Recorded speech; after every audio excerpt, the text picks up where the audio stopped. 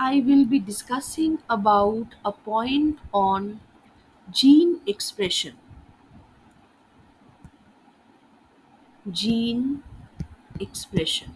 So this series of tutorial video of mine will be on genetic expression, on operon concept, on how this total different types of operon, bacterial operon, prokaryotic operon, basically regulates the expression of protein. Now, before we move on to what is your gene expression, let me give you a small example.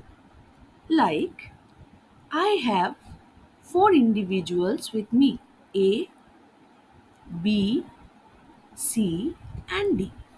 Like, friends, when you are sitting in a class, or you in your family itself, you will get to see that all the individuals are unique in themselves. All the individuals have their own type of expression, own characters, own traits. You do not have the same kind of features, except twins, except those are basically the twins. They have some features in common, but others are not. Now my question is that to all of you is that why ABCD is different? This is different because they have a different traits. In genetics we call it traits. Traits means characteristics. Now when I'm talking of traits, again my question comes, and that is, what is traits and what is character and how these traits are derived? So these traits are nothing but the outcome of outcome of proteins. What we are, what we express, what is our, all of you know about the point genotype and phenotype. So this phenotype is based on what we call as proteins. So that gives us a character.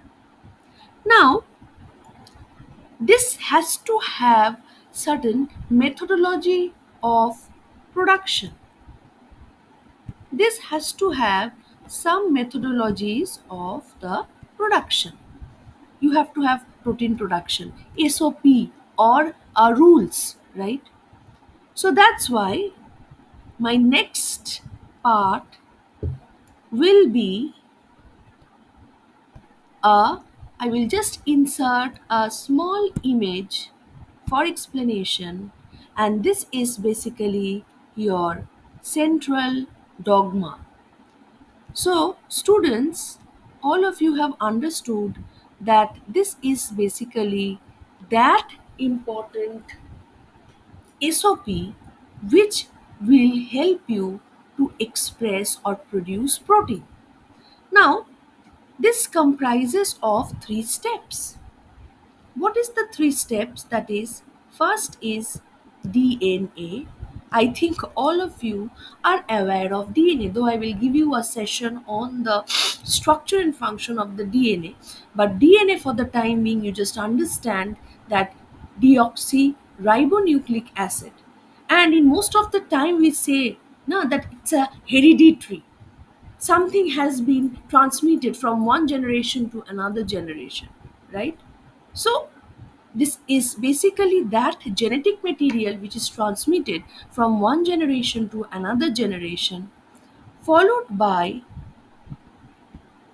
RNA, or rather, I will write messenger RNA, and then comes your protein. Then comes your protein. So this is basically the SOP. This is basically the methodology of your protein production. And of course, it writing this is very easy. Telling that DNA is converted to messenger RNA and messenger RNA to protein is very easy. But the procedures are much more complex.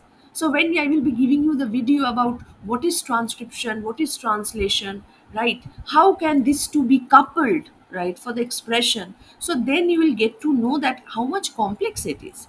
So DNA is basically converted or to mRNA, messenger RNA, by the process of transcription, and RNA is converted to protein by the process of translation. So that's why this traits what we are talking about, the characteristics, that is nothing but the outcome of the expression of your proteins. Now moving on to the next portion. So that is, if I ask you friends that we are calling DNA as genetic material, it's just for the interest, to develop interest in the subject, right? So can we say that RNA can also be a genetic material? If I say that during the origin of life on Earth, whether it is the DNA which came first or it is the RNA which came first, now, according to central dogma, you have seen that DNA to RNA, RNA to protein, right? Again, this DNA replication is not possible without DNA polymerase, which is a protein. So, is it the protein or the RNA which has evolved first? And because this protein was there, that's why the DNA replication was there. Then again, the same question comes that if DNA is not there, from where on earth we are getting the protein? It's like the chicken and the egg. Is it the chicken who came first, or it is the egg from which the chicken has been derived? So, this question was a great question where the research fraternity struggled to answer the question, and it was found ultimately that it is the RNA which came first. You may be astonished by what I am saying, that RNA is there, because you may be asking, or you may be asking yourself, right, after looking at the video or studying the video, that why RNA is not a genetic material of humans? Why RNA is not a genetic material of higher host, higher eukaryotes? Though we know that RNA is also a genetic material, you cannot ignore that, because RNA, there are many viruses where the RNA is basically the genetic material. So RNA is also a genetic material, but it is in a lower organism. So why I am saying that RNA is the one who came first? Because RNA can be synthesized de novo. I highlight the point. It is de novo. De novo means it can synthesize on its own. I give you one example. A one who is very much dependent on other is, I will not say that it's a controversial term, no doubt, that that is not able, but still the one who is dependent on other is far, the one who is independent is far better than the one who is dependent on other. So this RNA production is independent, and that's why we know that we have seen, have you ever questioned that why the primers which are used in everywhere are, even in the RNA DNA replication, it's an RNA primer. Why not a DNA primer? Because it can synthesize on its own, because RNA has an enzymatic property. RNA also act as an enzyme. So RNA is called as ribozymes. It's also called as ribozyme. And the whole hypothesis is called as RNA world hypothesis. Now, my next question is that if RNA was the first genetic material, why didn't the nature select RNA as a genetic material for higher host? Why it is the DNA which is the genetic material? This is because RNA is very, very much unstable. You know it why? You have deoxyribonucleic acid, deoxyribose at the 2' position. But here you have oxygen at the 2' position, which makes it vulnerable and susceptible to attacks. And that results in the instability, the stability is perturbed in RNA. That's why RNA is not a stable genetic material. And in those viruses where RNA is a genetic material, those are mutagenic virus. They change from time to time. And it is very difficult for anybody, for any type of antivirals to be developed to combat with those virus which causes some of the deadliest disease. So, in conclusion to the today's subject, in conclusion to the today's subject, I will say that I have covered following points. So, what are the following points? The first point is that what is gene expression? That is the first point.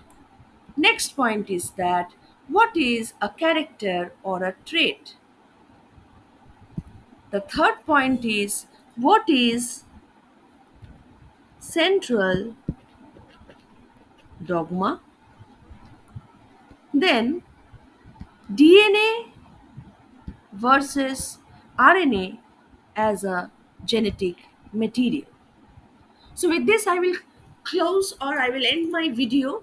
If you have any questions or doubt, you may write it in the comment box of my YouTube channel. And please do like and subscribe YouTube channel and share this video as much as possible. Thank you so much.